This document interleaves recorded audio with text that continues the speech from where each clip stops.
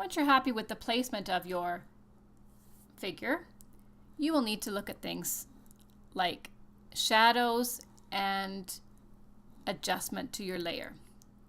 We'll start with shadows. The easiest way to create a shadow, you'll notice that the shadows of the plant are going to the right, so we're going to create a shadow of the boy and move it to the side. The easiest way to create a shadow is to command click on the layer mask,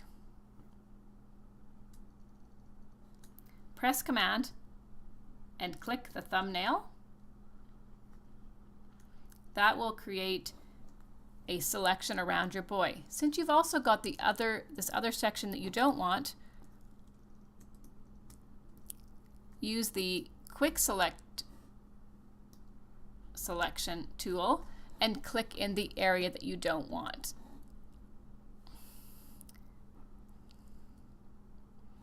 To get rid of the extra selection that is not your figure, choose the fourth tool down, pick the quick selection tool, and with it set on subtract from selection, click in the area that you do not want. You will see that now you just have your boy selected. In the layers panel, this is the new layer, click new layer icon. You'll see the new layers here. We're going to double click on it and call it the shadow.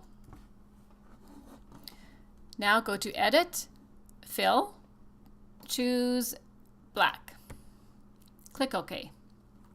Now you'll notice that you have a shape in the shape of your boy filled with black. What we're going to do is press Command D to deselect. Go to the edit menu and go down to transform. Choose one of the transform tools that you would like. You can choose any one of them to see which one works for you. I'm going to press skew and I'm going to change the shape of my shadow, move it to the side a little bit. Since it's a shadow, it doesn't have to remain in the same shape as the boy, and it can be put in a different spot. Once you're happy with the shape of the shadow, press return and click on the layer and move him underneath the boy.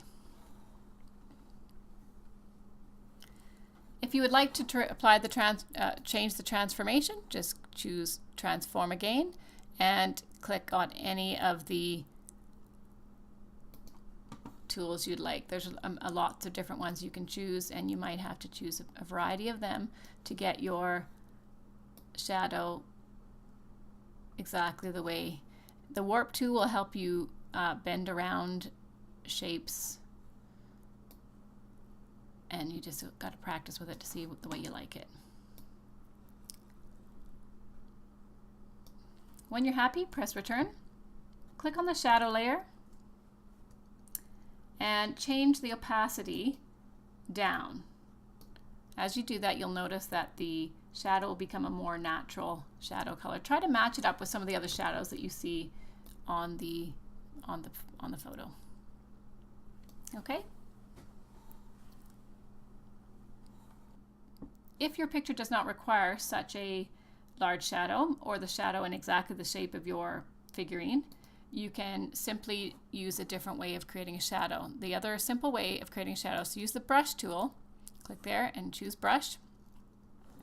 Make a new layer at the bottom. New layer. And we're going to call this paint shadow.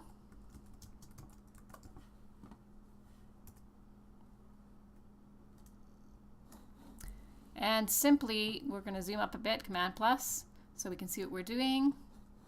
Now, to use our paint shadow, make sure you're clicked on the paint shadow layer. Go over to the color and suck up the color of the green. That's what the shadow looks like, and we can just sort of paint. Oh, actually, we're going to need to make it a bit darker. You know, a little bit darker in the green layer, and we're going to just maybe make a little bit of a shadow just behind. Now you're painting. Looks like we're painting over him, but we can just move the paint shadow underneath the boy, and of course he'll be right behind there. Okay, so we've got our paint shadow and we've got it here. Maybe we're gonna go and choose a different color here for the purple shadow. Click OK, and we're gonna have a little bit of a purple shadow here. The other simpler way to do it is just to get a sort of dark shadowy color and use that. So you could simply, you know, click a black, click OK, draw your shadow. And remember, you can use the opacity of that, turn that layer down. So we're going to take the paint shadow layer and turn that one down. Okay, and there you get sort of a softer shadow. So the choice is yours, which shadow you prefer to use. The second thing you're going to need to do to make this figurine seem like he's fitting in better here is to maybe adjust the colors or the brightness of him. He's looking a little dark compared to the rest of the photo. So what we're going to do is we're going to go up to this mask of the boy, click on the boy layer. We're going to Command click to get the selection. Remember, we're going to have to also get rid of that selection, so I'm going to click my quick select and make sure it says subtract and subtract. So I've just got the boy selected, and you go to layer, new adjustment layer this time, and you'll see there are many different adjustments that you can choose. So I'm going to start with the brightness and contrast because I do think he's a bit dark. So I'm going to click that.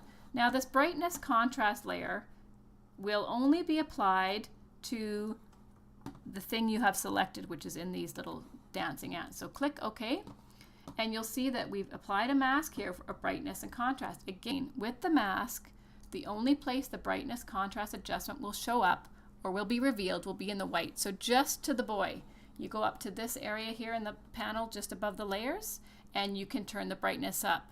So when you turn the brightness up, you can see that the boy is getting much brighter, or he can get much darker.